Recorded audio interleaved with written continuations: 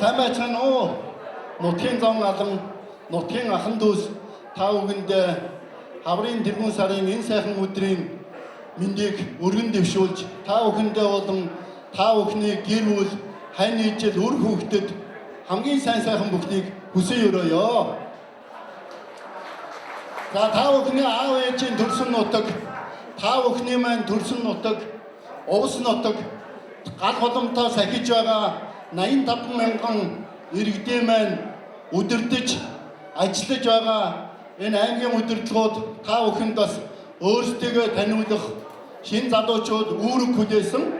Тэгээд энэ залуучуудын одоо хийх ёстой хамгийн ихний ажил бол мэдээж Увс аймгийн 100 жилийн ог тэмдэглэн өнгөрүүлэх ажлыг өдөржин зохион байгуулах бас ажлыг ард түмний сонголтоор саяын одоо гарч ирж та бүхэнд ажиллаа танилцуулаад байгаа залуучуудад оногджээ.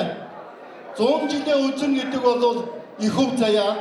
100 жил хүн амьдэрдгүү, 100 жилийг бидний үед тэмдэглэн өнгөрүүлэх болсон нь бас их сайхан хөв заяа гэж одоо миний хувьд бодож байна. Буурал дарга Цэдэнбал даргын маань оюун бодол санаагаа жилийн байж бий болгосон найрамдлын Дахан хотод ажиллаж амьдарч байгаа увсчууд хаач явсан ажилсаг хөдөлмөрч шудраг зангаараа өөрсдийгөө болон гэр бүлээ хинээс шуухгүй аваа явцдаг ийм сайхан хамт олонны одоо та бүхэн маань одоо хийж гүйцэтгэж байгаа. Хаана ажилсаг хүн байна, хаана цэмбэр айл байна, хаана авраг малчин байна. Тэнд манай увсын 8 хантай сайхан гэрүүд байж идэгт би бас одоо их бахархаж явдаг юм аа. За Увс аймгийнхан маань би 1989 онд их сургууль төгсөөд худалдаа удирдах газар Бараавазад ажиллаж байхад 126 мянган хүн амтай байсан.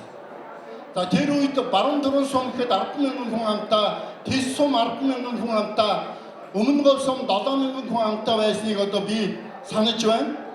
Тэр үед Увс Монголын хүн ам 2.5 сая байсан.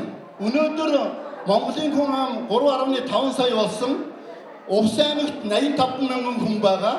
Тэгэхээр үлдсэн бараг 80 гаруй мянган хүн маань Улаанбаатар, Дархан, Эрдэнэт, Сэлэнг, Төв аймгийн ингээд төвийн бүсийн нутгуудаар ажиллаж амьдарч үр хүүхдээ өсгөж удам угсаага залгуулж яваад нь одоо бас бид нэр та бүхнийг увсчуудын маань нэг хэсэг гэж энэ залуучууд маань та бүхэнд ажиллаа танилцуулж өөрсдийнхөө одоо хийх гэж байгаа зүйлээ танилцуулаад ингэ явж байна.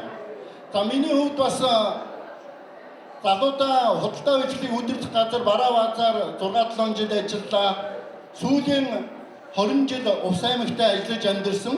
12 жил аймгийн дарга хийлээ, 8 жил хурлын дарга, 4 жил засаг дарга хийгээд бас та бүхний араас одоо төвийн бүсийг бараад Төв аймгийн Баян цагаан гэдэг газар бас ажиллаж амьдраад байна.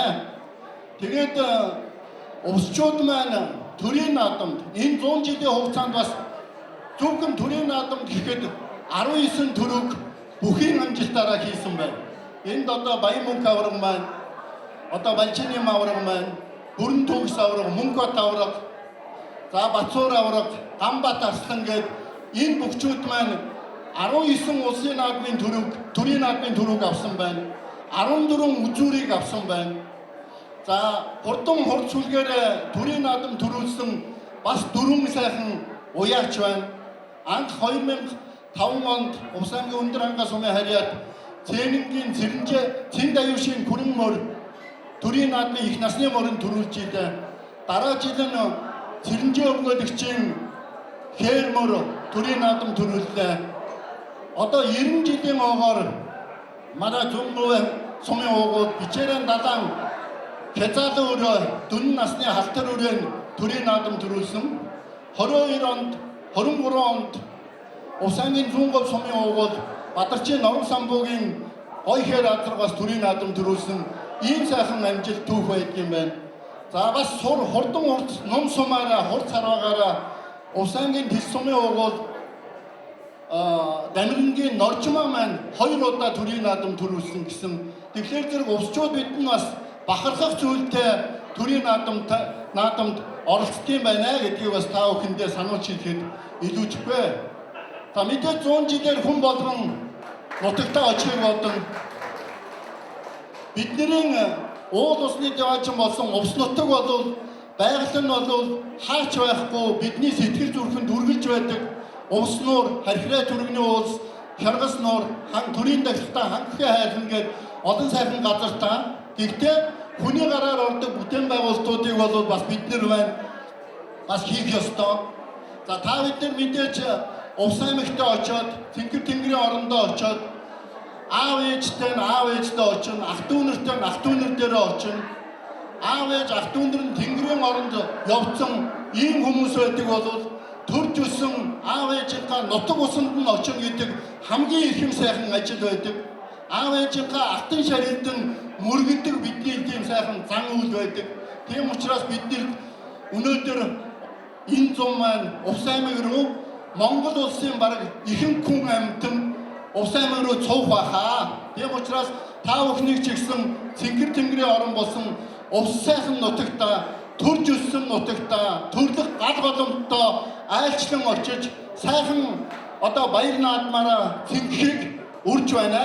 Та бүхэн маань болгоомжтой сайхан аажуу тайван маш сайхан төлөвлөж бэлтгэлээ хангаж 100 жилийн хойд оролцсон гэдэгт итгэлтэй байна. Та бүхэнд сайн сайхан бүхнийг хүсэн өрөөё.